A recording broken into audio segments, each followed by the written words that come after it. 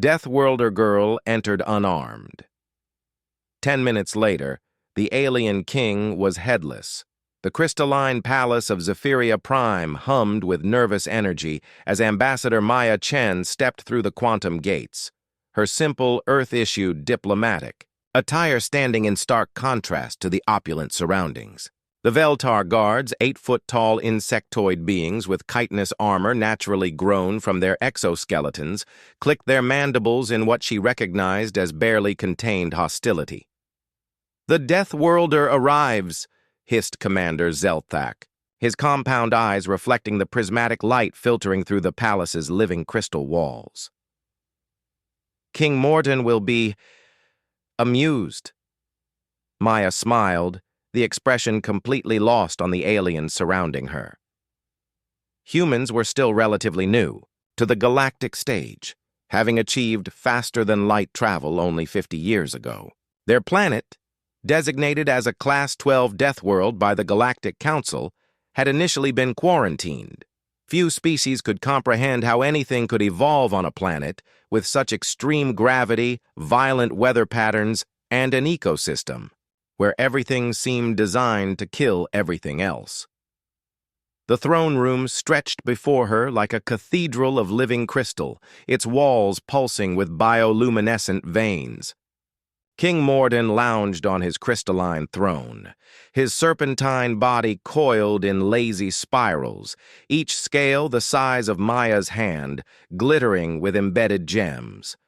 His 4 arms gestured languidly as she approached, and his triple-forked tongue tasted the air.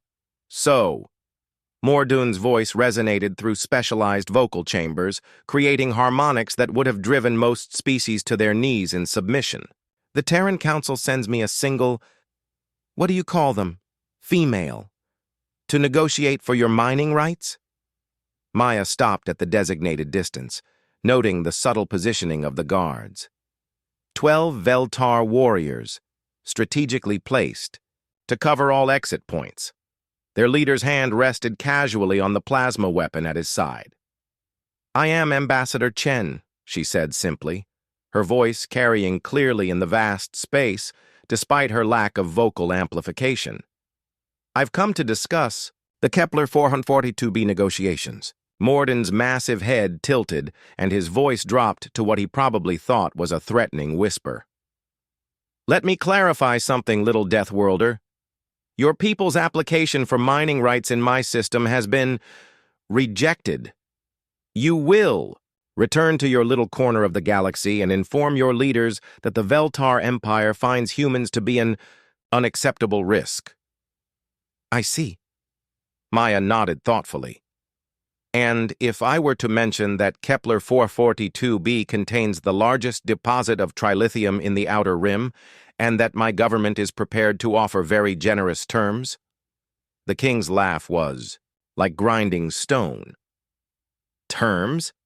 You misunderstand your position. This is not a negotiation. This is a dismissal." Maya's expression didn't change, but something shifted in her posture. The guards, trained to read threat displays across dozens of species, felt something primal stir in their combat instincts. The human looked different, predatory. "I should mention," Maya said conversationally, "that my government also sent along some historical context about human diplomatic missions. See, we have this saying, speak softly and carry a big stick. But we also have another one, never corner a human." Morden reared up on his throne, his full 20-foot length impressive even by galactic standards. "Are you threatening me? Deathworlder? In my own palace? Guards!" The Veltar warriors raised their weapons, plasma charges humming to life. Maya remained perfectly still, her hands at her sides. "Computer," she said quietly. The air around her shimmered, and suddenly she was no longer unarmed.